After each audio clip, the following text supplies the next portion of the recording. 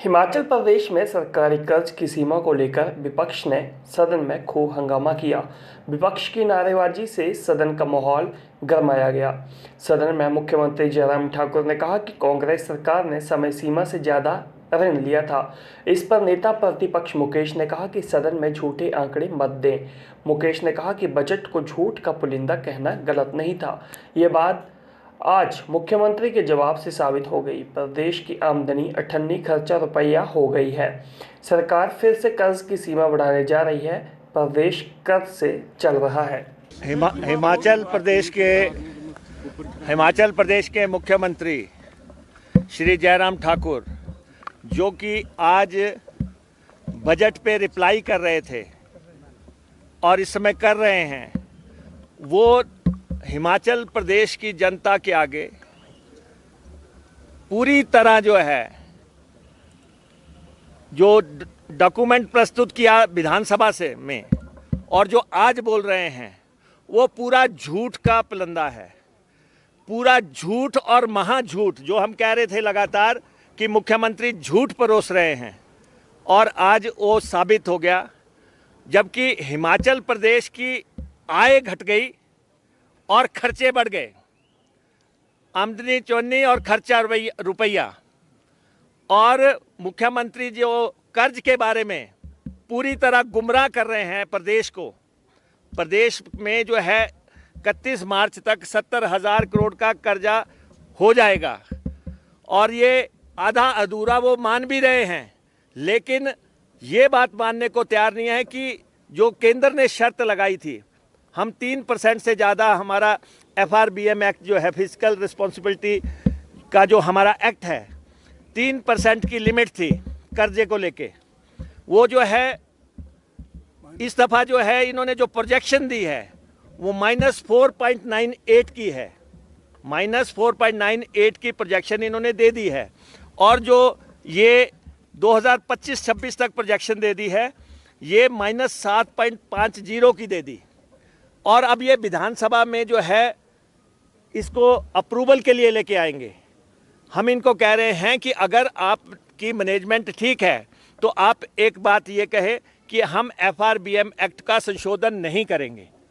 और क्योंकि केंद्र ने अभी जब बजट पेश किया उन्होंने कहा 4% से ऊपर कोई स्टेट कर्जा नहीं लेगा। 4% से ऊपर इनकी तो प्रोजेक्शन ही 4.98 पे है और जो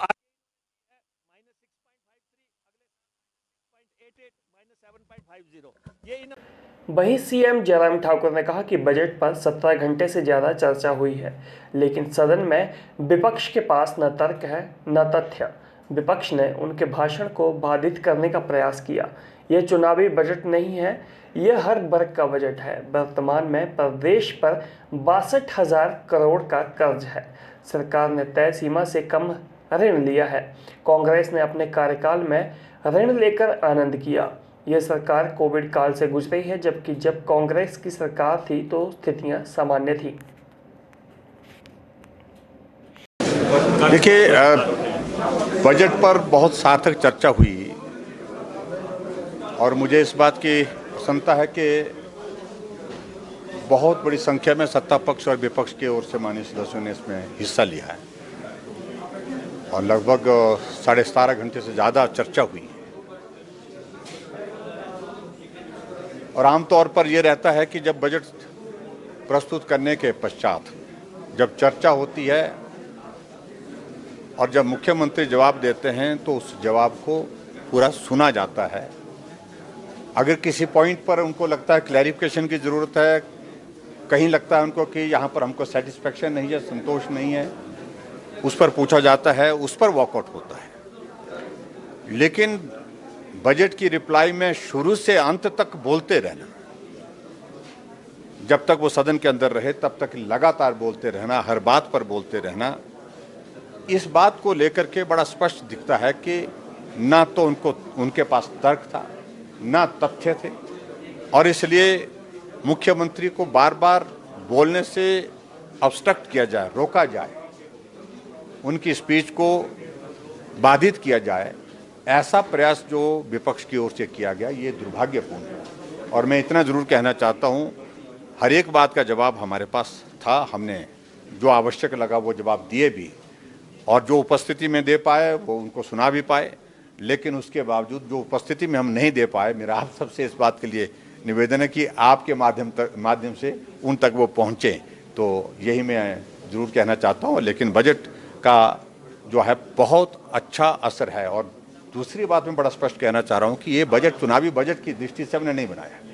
हमारे बजट के प्रोविजंस आपने देखा होगा कि पहली साल से जो चले हुए उनको और ज़्यादा स्ट्रेंथन किया, मजबूत किया है हर चीज़ को। तो ऐसे में उनको इस बात को समझना चाहिए कि वो चुनाव की बात क्यों, हम तो चुनाव की बात ही नहीं कर रहे हैं। चुनाव आएगा तब करेंगे जो करना होगा। लेकिन अभी तो हमने लोगों के लिए बेहतरीन बजट जो दिया जा सकता था, लोगों की सेवा के लिए, प्रदेश के विकास के लिए, हर वर्ग को राहत के लिए, वो हमने दिया है। और मुझे इस बात की प्रसन्नता है कि इस बजट की चारों तरफ हिमाचल प्रदेश में तारीफ हुई है, इस बजट का अभिनंदन हुआ है।